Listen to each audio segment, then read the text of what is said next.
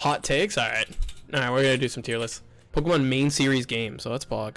Ranking every Pokemon game, but my opinion is my opinion is right. I like that title. Pokemon tier listing right here. Oh man. Mainstream Pokemon games from Gen 1 to, I believe there's up to Gen 8.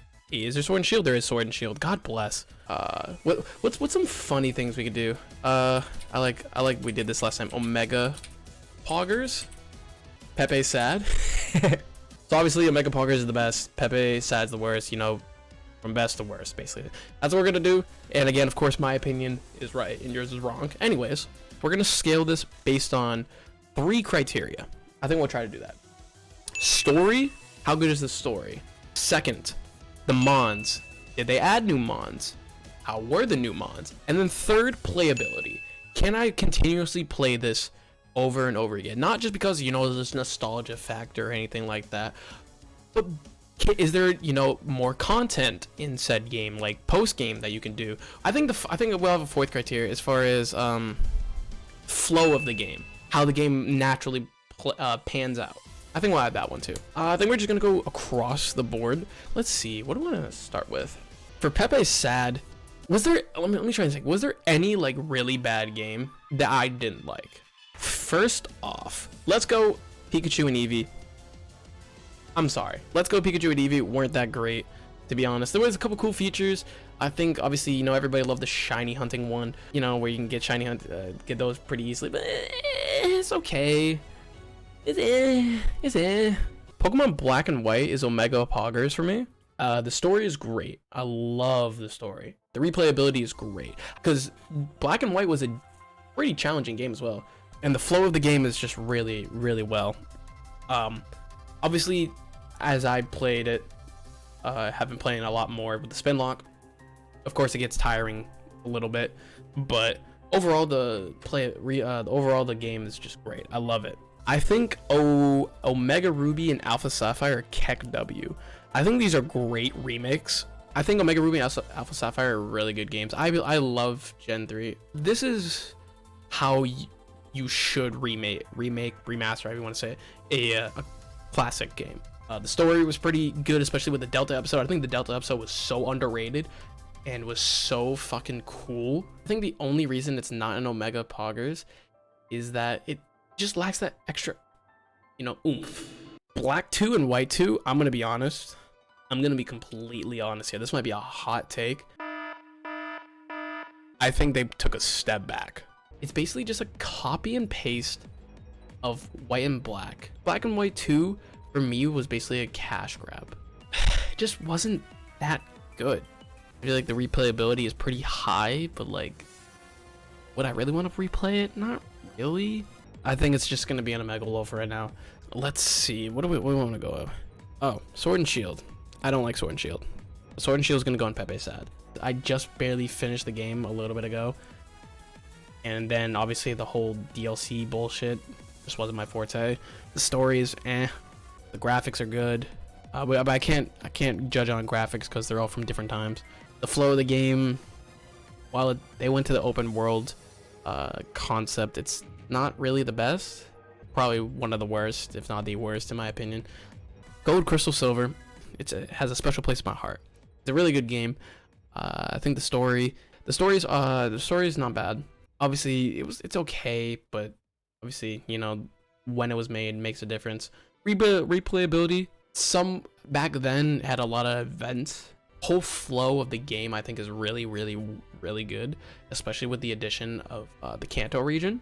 The mons, I think, are some of the coolest, in my opinion.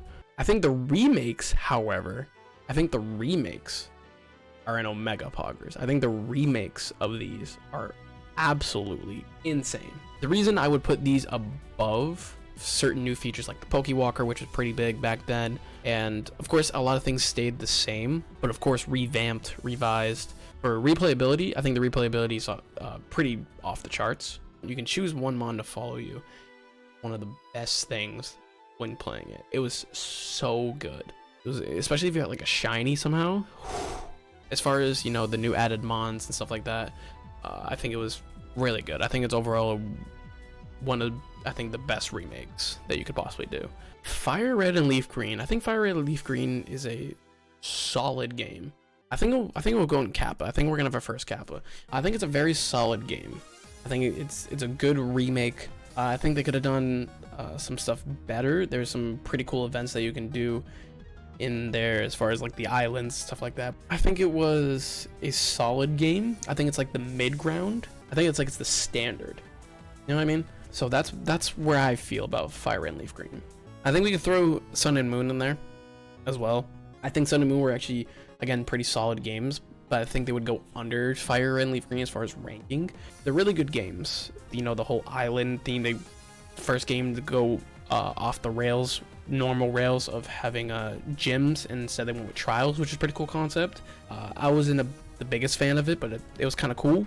You know, versing Totem Pokemon, I think that was pretty cool. Kind of hold your hand too much. I don't like it at all, TBH. I think they're solid games, but I think they go right below Fire Red and Leaf Green. Next up, we have Emerald. It's its own game, but it's basically Ruby and Sapphire, except, you know, the addition of Rayquaza. Have Rayquaza be a father for a second, and basically come down.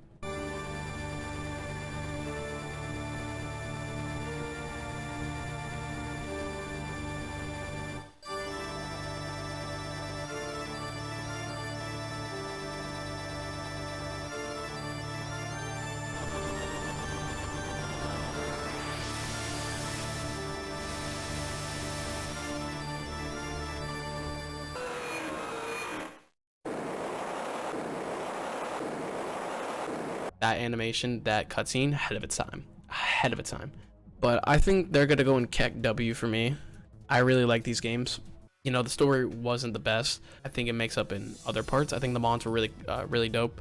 You have mons like Flygon, which, you know, shout out to Flygon. Starters are really, I love all the starters. Some of the new mons in there, it's really dope. Overall, I think they're really good games. That concludes Emerald, Ruby, and Sapphire. I think the flow is pretty nice too as well. You guys know that I love Azumarill. But you know what else I love? You. And if you subscribe to the channel, subscribe. You should subscribe right now. Do it. Here's a hot take. I did not like Diamond and Pearl. The whole flow of the game is probably the slowest in the franchise. Well, why you booing me? I'm right. They do make up in Platinum. I think, obviously, as opposed to Emerald to Ruby and Sapphire, Platinum is far superior than Diamond and Pearl, because some of the issues that there was in Diamond and Pearl, they fixed in Platinum. That's why, you know, the whole Shining Pearl, whatever the other Diamond one is, I'm not too eager to get. Yeah, also, there's only 5 fire types in the entirety of the game, and 3 of them were your starter. 2 others, Ponyta and Rapidash. That's it. I think the main thing that brings it down is it's really fucking slow. As opposed to Platinum, I think Platinum is in Omega Poggers. I think Platinum is great. I think the slowness of Diamond and Pearl is fixed in Platinum. I think the new Distortion World is a really cool concept and really cool. I wish they, you know, did remakes of the Platinum one. We're almost done here. Here's gonna be a hot take that my editor is not gonna like. Again, hot take. My editor is not gonna like this. Editor is not gonna like this. He's just gonna call me a zoomer. Like, I can literally already see this. Red and blue. Just it'll Mega Lol. I think they're on top of Mega Lol. A lot of the mechanics in the game were not greatest. Brits based off of speed. If you were frozen in Gen 1, unless you had a fire type, or you were hit by a fire move, then you're frozen indefinitely forever.